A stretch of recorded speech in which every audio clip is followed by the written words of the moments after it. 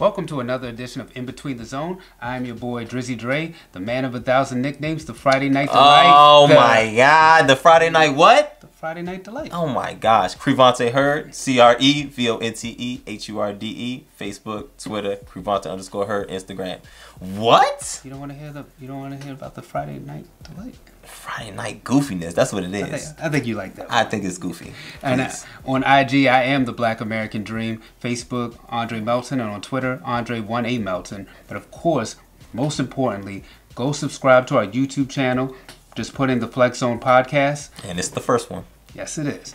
The Flex Zone on Facebook and on Instagram and Twitter at the Flex Zone 1. And of course, if you have any questions, ideas, or possibly want to be a guest, send an email to theflexzone1@gmail.com.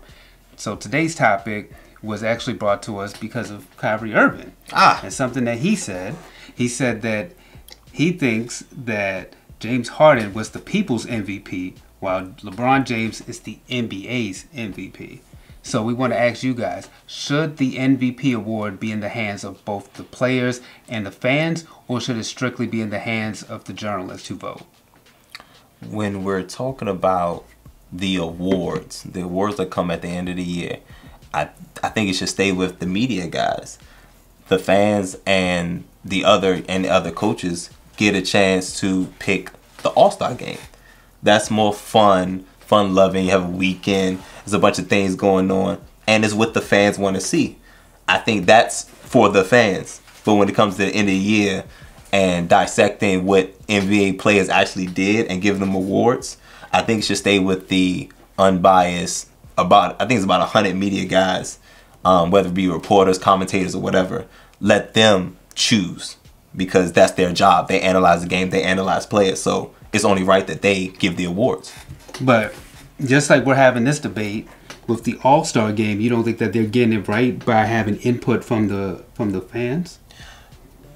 I mean, well, my thing is, do you want to put the best players out there, or do you want to just put your favorite players out there? I mean, I think the people are rational enough to be able to vote. I mean, you guys tell us, you chime in, tell us, what do you think? Should it really be in the hands of the players and the fans, or should it strictly just be in the hands of the journalists? I like the input from all, so that way there's no debate. It's like, okay, everybody had a seat at the table. Like, we were able to sit down and everybody voted in. But you said it won't be no debate. Regardless of how you look at it, it's going to be a debate whether who deserves it more or who shouldn't be there. I mean, I think Steph Curry can miss two months and still make the All-Star team because of his influence on the game. But because his popularity in the game. But missing those 2 months, would he have gotten MVP though? Oh, probably not. No, you can't miss 2 months. Whether it be 2 months straight or 2 months combined, there's no way you should win MVP if you miss 2 months. See? But I mean, well, in this case, I think Kyrie has a point here because he said that James Harden is the people's MVP. For the past couple seasons, James Harden has been trying to get MVP. Sure. You know, like a lot of the players. Steph Curry, and then for 2 years, then it was Westbrook. His name's always been in the mix. Absolutely. And of course, LeBron James being the best player in the world, his name is always going to be in the mix. Fair enough. But I think that Kyrie was onto something because LeBron James this season, for the fact of he had a completely different team after the All-Star break and still led them to the playoffs. I mean, well, okay, let's break this up. For the first half of the season, was LeBron James the MVP? Yes. You're wildin'. Are you serious? Are you being serious? Yeah. That team was trash, and he wasn't playing the best ball either. That's why he dismantled the team. No way he was MVP. Oh, from at least I'll give Christmas to the All-Star break. No, October, November to the All-Star break. So you saying from November to February he was the MVP? Yes. No, you're tripping. You're wildin'. James Harden came out the gate. You know what? He came out the gate getting them 30, and he was consistent throughout the whole year and led his team to 65 wins. You know what? Look, you know who was on his team as well? Chris Paul. All right, but was he in the MVP? That was the difference. That was the difference. Was he in the MVP conversation? He wasn't, but you know. Okay, then. There's no point there. That's no debate. Look, an extra player helps you. Sure. Extra player. Ask LeBron. Because the players, LeBron and who? Who? Apparently they're different from who you had both pre Valentine's Day to post Valentine's Day. Dwayne Wade on his last leg or Robin Hood? Listen, man. Listen, we talking about MVP. James Harden, MVP is for 82 games. I can sit here and say James Harden for 82 games was the best player in the NBA. You know what? From game 1 to game 82, he had the best season. You know what it really is? The fact that LeBron James has won 4 of them things. Whatever. Yeah. Nah. After a while, you get tired. They was probably. There's no proof of that. There's no proof of that. That's hearsay. There's no proof of that. I got proof that that James Harden averaged 30 points for an entire season and came out the gates killing in November and didn't let up. And you've also been saying the same song and dance for the past 3 years, and he hasn't gotten an MVP at all. And he should have. One of them should have been his, but he finally got this one. So it's all is well as long as he wins one. Little sympathy vote like they had for Melo. It's not sympathy, man. Like the one vote for Melo to be MVP. That was petty. that was a petty vote. But back to the MVP thing. The players have a vote. They have their award, just like the coaches have their own award, and then you have the media pick the key award. I feel like if you separate like that, everybody's good. I think all in one. Everybody don't need to vote. Everybody don't need to vote. The fans don't need to be involved in that. They have the All-Star game. They have the fun stuff. That's because you don't want to see LeBron James get another MVP. I don't care how many MVPs he wins. I mean, finals is about winning in the end for him. It ain't about finals MVP. It's about. You're right. It's not about NBA regular season MVPs. It's about finals MVPs. You're right, because James Harden ain't going to get a finals MVP. All right, what does that do? They think, okay, whatever. But y'all weigh in. Y'all let us know what y'all think. We're going to take a quick break. On the other side, we got more topics. This is my brother Crevonte. In Between the Zones, stay tuned. What's good, everybody? This is Drizzy Dre, Mr. One and Only, the co-founder and executive producer for The Flex Zone. Go ahead and subscribe to our YouTube channel, The Flex Zone, to catch us each and every week. All the craziness that you may have heard or you may not have heard, go ahead to YouTube, subscribe, The Flex Zone, to catch us. What's good, everybody? You already know who it is, Drizzy Dre, Mr. One and Only, the man of 1,000 nicknames. And all I'm saying is go ahead and like our Facebook page, The Flex Zone. You see us every Monday at 10 p.m. on WBGR. So you might as well go ahead and hit that like button for me. Not asking for much. Hit that like button. You already know what it is. And we're back, y'all, for In Between the Zone. This is your boy, Drizzy Dre, the man of 1,000 nicknames. As my man Byron would say. Goofy. I am the tea in her honey. He doesn't say that. He doesn't say that. You completely made it up. I ain't gonna throw people in. This is goofy. Well, actually, I should have said the honey in her tea. You don't know because you made it up. You make up your own nicknames. You like Nick Young.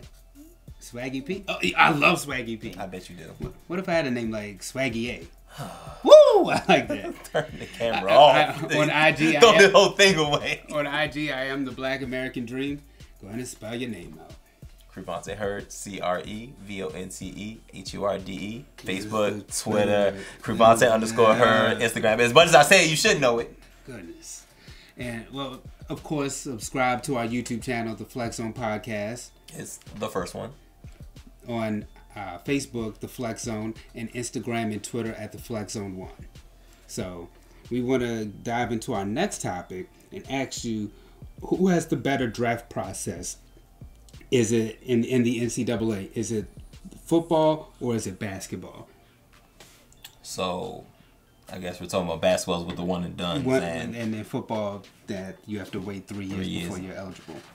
Well, I tell you for sure, I don't like the NCAA basketball structure because it's not good for the NBA. I don't know if y'all have noticed in the NBA, but it's a very, very diluted sport. Everybody's cool, everybody's friends. It's I don't know, a lot of them play AAU growing up, and it's really, really different. And these guys aren't really developing their game, playing the game of basketball. They see the glitz and glamour and see the money. Now, don't get me wrong, there are some people that are in rough situations that need the money immediately. But if you're talking about just from a basketball standpoint, it's not good for the NBA because a lot of these guys' basketball IQs aren't there. And it shows because it's a lot of busts out there. Well, I mean, you're saying you're not liking it just for the AAU part. I mean, but I mean, what about them just from going from one and done to pro? I mean, is it? I mean, what should they wait longer? I think they should wait 2 years. But the problem I have is while they're still in college, and Ben Simmons did this. He didn't play. Here we go, the savior. He didn't. The savior of the 76ers. You said that. I didn't.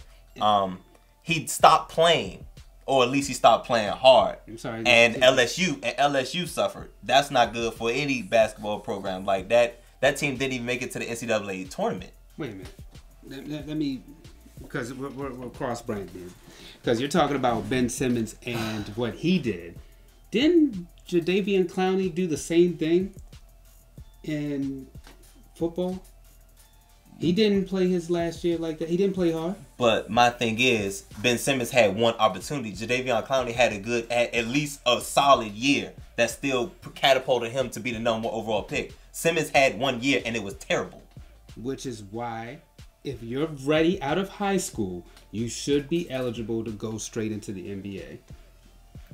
No, it's too many guys.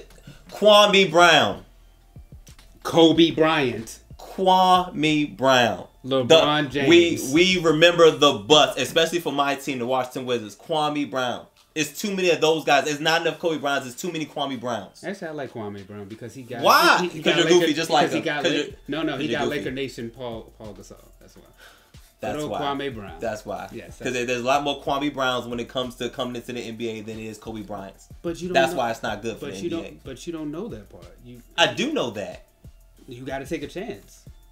Look, I mean, it could happen. You have to learn the game of basketball. You have to take the time out to learn the actual game. There's more than just dribble, shoot, pass. There's different systems to learn. There's defense. Nobody plays defense nowadays, if you haven't noticed. These are things that the kids nowadays are not taking into their game.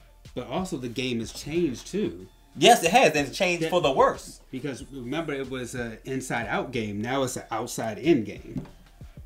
It's more of an outside-out game because there's no big guys. There's no big guys nowadays in the NBA or really in the NCAA either. Because you got guys who are power forwards or playing the five.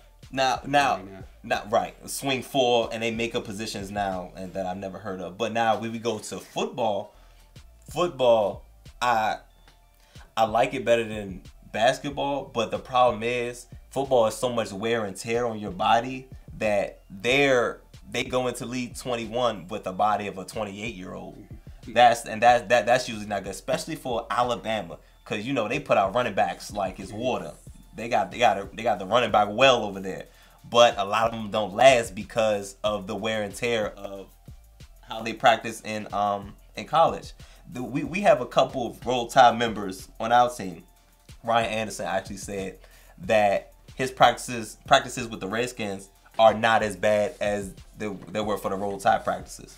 I mean, look at our alma mater, just at Morgan State. I mean, you see a lot of guys have injuries, ACL injuries. Absolutely. I mean, and then we're talking about a 3-year window. An ACL injury, it can take you a year to recover easily, and then that's a year off, and then you don't have that tape right there. I mean, so that hurts you right there. Like you said, in football, it's a lot more of a grind sport. Sure, but on the flip side, more tape the better. Oh, you can never go wrong. You know what I'm saying? Like tape. Ben Simmons, he had 10 good games, and that was enough for him to go tops in the draft. If you apply it to this year, Trae Young. You hate Trae Young, but I don't hate him. I just don't see the hype. That's all. He's a good player, but I don't see the hype. I didn't think he was a top 5 draft pick. Maybe in the beginning of the year, but as the year went on, he didn't prove it to me. I mean, things happen, but like you said, I mean, that's the course of a long season. And then also, look, I mean, think about somebody like Trae Young. His draft stock got so high in his first year. If he stays another year, his draft stock isn't that high. So you gotta leave. You gotta leave when the lightning strikes. But my thing is, it wasn't hot the whole year. I can see if he had a phenomenal year and he was the best player in college basketball, but he wasn't that. He was still a high draft pick. I mean, he was a high draft pick because there's not great talent to choose from. I'm just saying. I'm just saying. So he was gonna go top 10, guaranteed. But then again, are you comparing that draft to like the 03 draft class? Absolutely not. Okay. Because we're talking about We're talking about arguably one of the greatest drafts of all time, and we could say that for another show. But it's not, the talent is not the same, and it's you can point to the one and dones as far as basketball is concerned. But I mean, I think football has it right over basketball.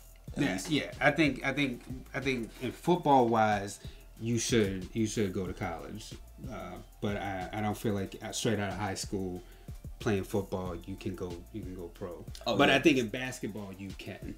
I think basketball you should be able to. I think in all sports there's a mental aspect that kids overlook, and that's actually learning the game. Well, that's what coaches. What coaches and veterans are right there. You're right, but one and done ain't enough. No. Anthony Bennett. Okay, you Kwame Brown. I knew he was gonna say. I just want to look at all these names that's coming out of high school, and these one and done that just. Kevin Garnett. Greg Oden. No, he actually played though. He was one of them. But wait. Greg Oden was 40 before. I wait.